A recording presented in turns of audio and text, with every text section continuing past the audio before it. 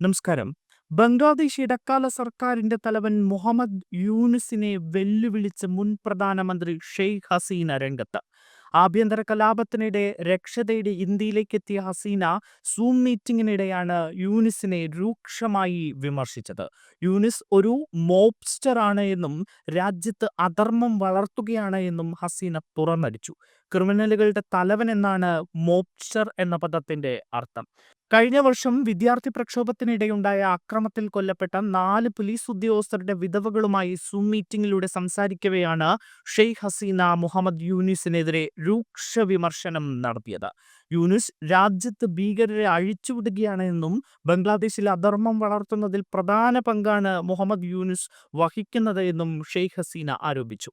2024 August 5-നുണ്ടായ ദാരുണ സംഭവത്തിൽ ഹസീന ദുഃഖം രേഖപ്പെടുത്തുകയും ചെയ്തു. താൻ ബംഗ്ലാദേശിൽ തിരിച്ചെത്തി പോലീസുകാരുടെ മരണത്തിന് പ്രതികാരം ചെയ്യുമെന്നാണ് സൂം മീറ്റിംഗിനിടെ വിധവകൾക്ക് ഇവർ വാക്കുകൊടുത്തത്. പോലീസുകാരുടെ കൊലപാതകങ്ങൾ തന്നെ അധികാരത്തിൽ നിന്നും പുറത്താക്കാനുള്ള പദ്ധതികളുടെ ഭാഗമായിട്ടായിരുന്നു എന്നാണ് ഹസീന പറയുന്നത്. ഓഗസ്റ്റിലെ പ്രക്ഷോഭത്തിൽ 450ഓളം പോലീസ് സ്റ്റേഷനുകളാണ് ആക്രമിക്കപ്പെട്ടത് എന്നും ഹസീന പറഞ്ഞു. രാജ്യത്ത് ആഭ്യന്തര കലാപം തുടങ്ങിയതോടെ കഴിഞ്ഞ ഓഗസ്റ്റ് 5-നാണ് പ്രധാനമന്ത്രി പദം ഉപേക്ഷിച്ച ഹസീന ധാക്കയിൽ നിന്ന് പലായനം ചെയ്ത് ഇന്ത്യയിലേക്ക് എത്തിയത്. ഹസീനയെ വിട്ടുകൊടുക്കണമെന്ന് ബംഗ്ലാദേശിലെ ഇടക്കാല ഭരണകൂടം പലതവണ ആവശ്യപ്പെട്ടിട്ടും ഇന്ത്യ ഇതിനോട് പ്രതികരിച്ചിട്ടില്ല.